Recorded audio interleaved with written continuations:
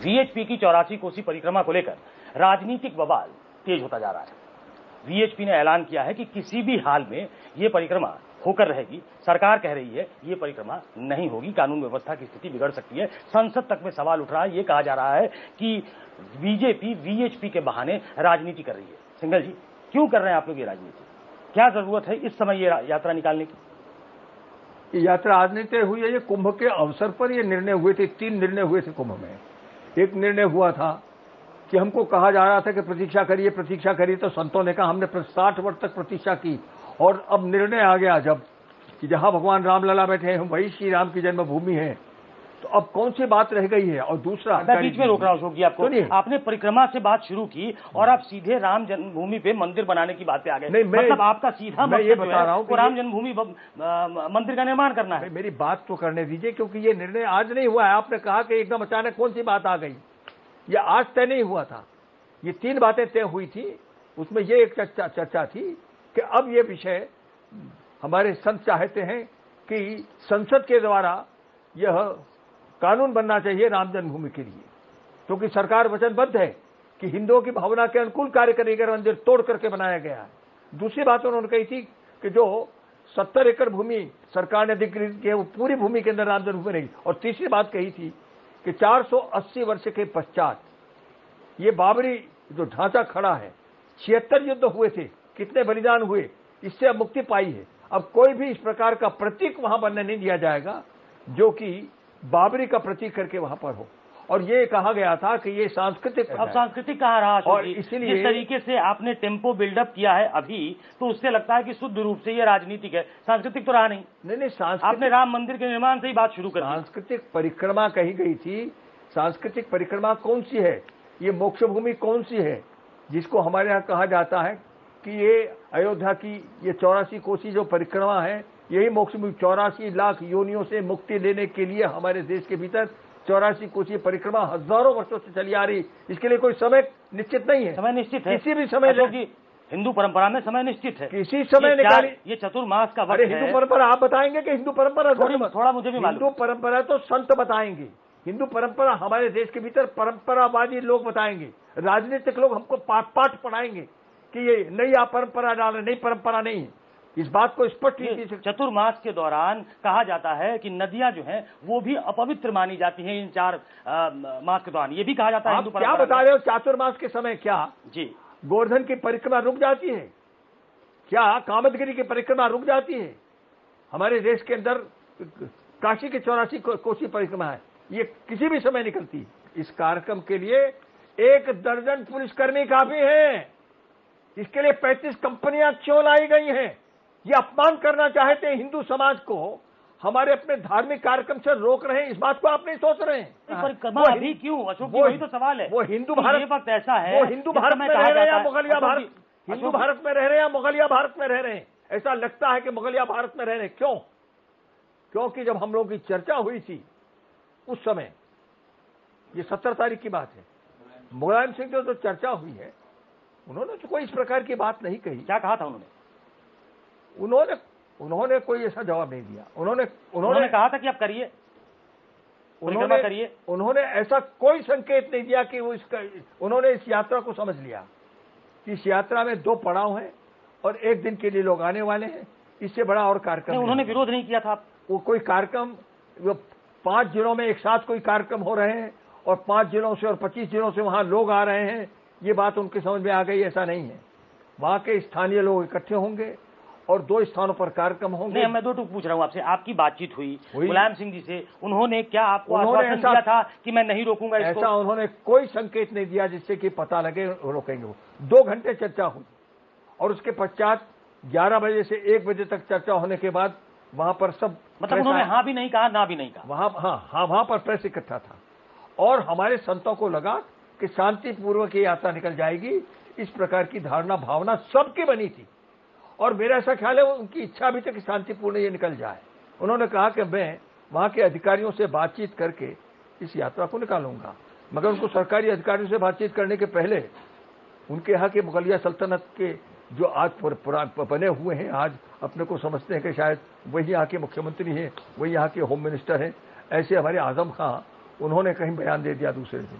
क्या आपका कहना ये है कि मुलायम सिंह की चलती तो वो इस यात्रा को चलने देते, आजम खान ने डिरेल कर दिया। उन्होंने संतों को साथ नहीं मिलना चाहिए मुलायम सिंह को, ये बात उन्होंने कही। दो सवाल है अशोक जी। पहला कि एक जो मेरी जानकारी है, थोड़ी बहुत जो मेरी हिंदू मान्यताओं के बारे में जो जानकारी है उसके आधार पे है ये है कि ये 4 महीने का वक्त जो होता है इसमें आमतौर पे इस तरह की यात्राएं नहीं निकाली जाती, क्योंकि बहुत बारिश होती है, लोग अपने अपने संत अपने अपने मठों में होते हैं, बहुत सारे ऐसे जीव जंतु सड़क पे होते हैं। मैं मुझे अपनी बात कंप्लीट करने दीजिए।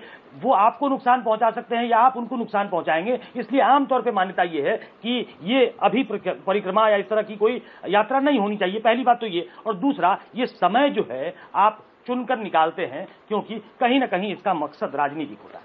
देखिए, कुंभ का समय कौन सा था? फरवरी का समय था। उस समय कौन सी राजनीतिक समय था? राजनीतिक कौन सा चुनाव आ रहा था? अब तो आया है ना, अब तो नजदीक है। अरे भाई, अगर चुनाव इस समय आ रहा है तो कोई कुंभ निर्णय तो कुंभ में हुआ है। ये 3 विषय कुंभ में निर्णय लिए गए और ये तीनों विषय राष्ट्रपति महोदय के सामने 30 मई को रखे गए। उसके पश्चात 11-12 जून को यह कार्यक्रम तय किया गया है। इसमें राजनीति कहां घुस गई है? देखिए, हमारे संत राजनीतिक नहीं है। हमारे संत इसमें विश्वास रखते हैं कि हमारे देश के भीतर राम भक्त इस देश के भीतर सरकार बनानी चाहिए। इसके पहले ये परिक्रमा कब हुई थी अशोक जी? कितनी बार हुई है? कब हुई? कि इसके पहले ये परिक्रमा 84 कोसी परिक्रमा वीएचपी ने कब कराई? कितने दिन पहले कराई? कितनी बार कराई? वीएचपी का काम परिक्रमा करना नहीं। संतों ने कितनी बार किया? संत तो निकालते हैं हर साल। आप जाकर के पता करिए संत कब कितना निकालते हैं और कितने संत उसमें भाग लेते हैं। अच्छा, चलिए आगे बढ़ते हैं अशोक जी। अभी एक पिटीशन जो डाला गया था जिसमें कहा गया था कि प्रतिबंध को हटाया जाए। हाईकोर्ट ने कहा कि ये प्रतिबंध तो नहीं हटेगा, भाई सरकार का प्रेरोगेटिव है, वो चाहे तो प्रतिबंध लगाए क्योंकि उनकी जरूरत हो सकती है। आप क्या करेंगे? अभी तो और भी दूसरा रेट चल रहा है, देखिए क्या होता है। और देखिए, ये रेट हमारे द्वारा नहीं लगाए गए और हमें रेट से मतलब भी नहीं है। हम तो ये देख रहे हैं कि हमने क्या क्राइम किया है, हमने कौन सा जुर्म किया है जिससे कि लोगों को पकड़ा जा रहा है। कल हमको जाएंगे, हमको कहा जाएगा कि आप हाउस अरेस्ट हैं, आप अरेस्ट कर दिए गए, तो किस जुर्म पर हमें अरेस्ट किया जा रहा है? अरे भैया, ये कार्यक्रम तो बहुत सिंपल कार्यक्रम था। इस कार्यक्रम को रोका क्यों, यही मुझे आश्चर्य हो रहा है। नहीं, रोकने वाले को भी लगता है फायदा हो रहा है, आपको भी फायदा हो रहा है। दोनों पॉलिटिकली अगर देखा जाए तो दोनों बेनिफिटेड हैं इससे। क्या फायदा हो रहा है हमको ये फायदा? आप बीजेपी को फायदा बीजेपी को फायदा करा रहे हैं। ये आप बीजेपी का नाम ले, हमारे साथ राजनीतिक नहीं है। ये आप धारणा गलत बनाए हुए हैं और किसी राजनीतिक आप बीजेपी का समर्थन नहीं करते। देखिए, आप बीजेपी का समर्थन नहीं करते। हमारे यहाँ पर जो संत हैं राम भक्त तैयार करते सिर्फ संत ही थोड़ी ना कर रहे, अब तो वीएचपी आ गई और वीएचपी बीजेपी का समर्थन करती है खुले में है। ये तो हमारे यहाँ पर संत, हम तो संतों के पीछे चलते हैं। संत राजनीतिक नहीं है, संत राम भक्त और आपके पीछे बीजेपी चलती है। संत जो है राम भक्त तैयार करते हैं। इसमें से जो यश लेना चाहते हैं संतों के कार्य से, वो यश लेते हैं। जिनको अपयश चाहिए उनको अपयश मिलता है। अशोक जी, 10 तारीख को आपने लोकल एडमिनिस्ट्रेशन को एक चिट्ठी लिखी थी जिसमें इस बात का आपने हवाला दिया था, मेरे पास वो जानकारी है, कि आपने जो उल्लेख किया यात्रा का और उसके जरिए राम मंदिर के निर्माण की बात आपने कही थी। हाईकोर्ट का जो निर्णय है वो स्टेटस को का है। भाई, एडमिनिस्ट्रेशन आपको ये आज्ञा नहीं दे सकता है और आपने अपने रिप्रेजेंटेशन में ये बात कही है, राम मंदिर वाली बात। अब ये देश कानून के हिसाब से चलेगा या अशोक सिंघल की जिद के हिसाब से? भाई, स्टेटस क्यों? किस चीज का स्टेटस को? जो गर्भगृह में बैठे हैं भगवान राम, जी उसी का स्टेटस को जी। उसको कौन स्पर्श करने वाला है? कोई जा रहा है स्पर्श करने के लिए? अगर सरकार को लगे कि वहां गड़बड़ हो सकती है, कोई नहीं जा रहा है वहां पर। काहे की गड़बड़ हो रही है? वहां से भीड़ इकट्ठा होगी, अशोक, गड़बड़ हो सकती है ना। 50-30 किलोमीटर दूर कार्यक्रम है भाई साहब। ये जो 40 स्थान है, ये स्टेटस को जिसके लिए आप बात कर रहे हैं उससे 40 किलोमीटर दूर है। मेरा सवाल शुद्ध रूप से इतना है कि अगर वहां की सरकार को, एडमिनिस्ट्रेशन को ये लगता है, क्योंकि एक बार वो दुर्घटना वहां हो चुकी है, जब आप बाबरी मस्जिद नहीं कहेंगे, आप विवादास्पद ढांचा कहेंगे जिसको तोड़ दिया गया था, तो मस्जिद तो तय हो गया कि मस्जिद जो है। मेरा सवाल पूरा होने दें। आप ये कहेंगे कि हम वहां पूजा अर्चना में जाना चाहते हैं, एडमिनिस्ट्रेशन कहेगा कि वहां गड़बड़ हो सकती है, तो उनको अगर इस बात की आशंका है तो लॉ एंड ऑर्डर के हिसाब से चलेगा देश कि आपके हिसाब से चलेगा, आपकी जिद के हिसाब से चलेगा? 4000 लोग रोज आते हैं भाई साहब वहां।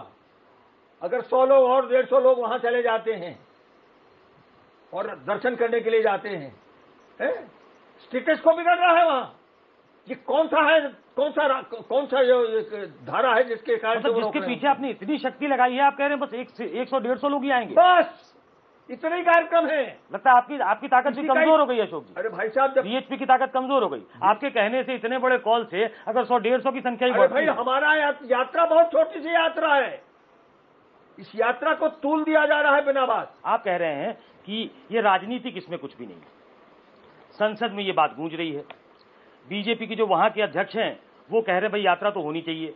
योगी आदित्यनाथ बहुत खम ठोक कर ये कह रहे हैं कि कोई रोक कर दिखा ले। राजनाथ सिंह लखनऊ में जाकर कह रहे हैं ये तो बड़ा गलत हो रहा है। तो कुल मिलाकर पूरी बीजेपी आपके पीछे खड़ी हो गई है और आप बड़ा इनोसेंटली कहते हैं कि नहीं, ये यात्रा राजनीतिक नहीं है। भाई, हमारे संत राजनीतिक नहीं है और न होंगे कभी। वीएचपी राजनीतिक है कि नहीं? वीएचपी हमारे संतों के पीछे है और संत हमारे राजनीतिक नहीं है, हम भी राजनीतिक नहीं उन्हीं के कारण। ये कैसे हो रहा सब? ये सब कैसे हो रहा है? ये राजनीति नहीं है। संसद में सवाल उठाया जा रहा है, संसद के बाहर बहुत जोर जोर से बयान दिया जा रहा है, सब कैसे हो रहा है? जो भी घटनाएं होती हैं, अकस्मात हो रहा है ये सब। जो भी घटनाएं होती हैं संसद में, तो उनके उफान उठते रहते हैं और उठते रहेंगे। क्या आप सोचते हैं कि संतों ने उफान उठाने को कहा है उनको? आपने कहा है? नहीं, हमने नहीं कहा। आपने कहा? हमारा देखिए, हमारा उनसे कोई इस नाते से कोई संबंध नहीं है। आप कह रहे हैं बीजेपी से आपका कोई संबंध नहीं है? हमारा संबंध सीधे संतों से है, संतों पर हमारा विश्वास है। वही तो मैं कह रहा हूं कि आप ब्रिज हैं अशोक जी, आप ब्रिज हैं। आपका संबंध संतों से है और आपका संबंध बीजेपी से भी है, तो आप ब्रिज का काम करते हैं। संतों का विश्वास किसी पॉलिटिकल पार्टी से नहीं है। हमारी एक बहुत बड़ी सभ्यता चली आ रही, उसका एक इतिहास चला आ रहा है। उस सभ्यता और इतिहास के साथ हमारी जड़ें ये इससे जुड़ी हुई हैं। हमारे देश के भीतर गंगा को नष्ट किया जा रहा है, हमारी संस्कृति को नष्ट करिए ना गंगा के शुद्धिकरण तो का हमारे काम। यहाँ आप ये राजनीतिक काम हाथ में क्यों ले लेते हैं? आप आचमन करने योग्य नहीं रह गई गंगा को इसलिए मिटाया जा रहा है कि हमारे यहाँ का नवयुवक अशोक जी समाप्त हो जाए। गंगा का काम करिए ना, करवाइए। ये राजनीतिक काम बार बार हाथ में क्यों लेते हैं आप लोग? ये हमारे देश में हमारी बातें सुनी नहीं गई पिछले 60 वर्ष। गंगा को नष्ट होने दिया गया, गौ को नष्ट होने दिया, धर्म को नष्ट होने दिया गया। एक आखिरी सवाल कर रहा हूं अशोक जी आपसे। आप जिस पार्टी से उम्मीद लगाए बैठे हैं या उम्मीद करते हैं, आपको लगता है कि राम भक्त जो है उनको समर्थन देंगे। उनके सबसे बड़े नेता आजकल नरेंद्र मोदी हैं। इतनी बड़ी बहस हो रही है, नरेंद्र मोदी का इस पक्ष में एक बयान नहीं आया है। क्या उनको एक बयान देना चाहिए था इस पर? आप सोचने लगे अशोक जी? आप नरेंद्र मोदी के बारे में क्यों पूछ रहे हैं मुझसे? इतने बड़े नेता हैं, तमाम लोग इस पे बयान दे रहे हैं, इतना बड़ा राष्ट्र का काम हो रहा है जिसमें संत जुड़े हैं, नरेंद्र मोदी को भी एक बयान तो देना चाहिए था। नरेंद्र मोदी एक बड़े संगठन के व्यक्ति हैं, उनके बारे में हमें तय करने का कोई मतलब नहीं है। हम कोई तय करने वाले नहीं हैं, हम कोई उनको डिक्टेट नहीं देंगे। हमारा क्या काम है डिक्टेट देने का? सुझाव दीजिए। ये तो उनका काम है। सुझाव दीजिए। देखिए, उनका काम है। अशोक जी सुझाव तो दे सकते हैं। उन्होंने प्राइम मिनिस्टर, मैंने प्राइम मिनिस्टर के बारे में नहीं पूछा। मैंने कहा कि एक ऐसा काम जिसको आप बहुत पुनीत काम मानते हैं, उसमें आप सभी राजनीतिक दलों से सहयोग चाहते हैं। मेरी बात पूरी होने दीजिए। उसमें सभी राजनीतिक दल हैं, लेकिन आपकी अपनी राजनीतिक दल जो है अपना, जिसपे आपको भरोसा ज्यादा हो सकता है बाकी दलों से, वो बीजेपी है। बीजेपी के सबसे बड़े नेता के तौर पर नरेंद्र मोदी हैं। नरेंद्र मोदी को इस बारे में कोई बयान देना चाहिए कि संतों की यात्रा को न रोका जाए। मैं जवाब दूं आपको? जी देखिए, हमारी रथ यात्रा निकलती थी गुजरात में, उस पर हमले हुआ करते।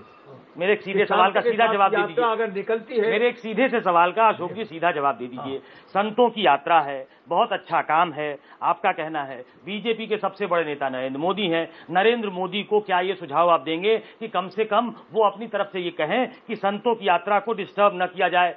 मैं ताकीद कर रहा हूं। जिस प्रकार से मुसलमानों ने, फिर आप मुसलमान भी चले गए अशोक जी। एक बार आखिरी बार पूछ लेता हूं, अब इस बार मत घुमाइएगा, इस बार मुझे सीधा जवाब दे दीजिए कि नरेंद्र मोदी को क्या आप ये सुझाव देंगे या क्या आप अपेक्षा रखते हैं कि इतना बड़ा अच्छा काम, पुनीत काम, जिसमें वीएचपी भी लगी है, संत लगे हैं, राजनीतिक दलों को भी लगना चाहिए, नरेंद्र मोदी को राम भक्त आशीर्वाद दें, इसके लिए उनको अपील करनी चाहिए कि ये यात्रा होनी देनी चाहिए? अगर नहीं होगी तो भाई बहुत बुरा होगा, ये उनको कहना चाहिए कि नहीं?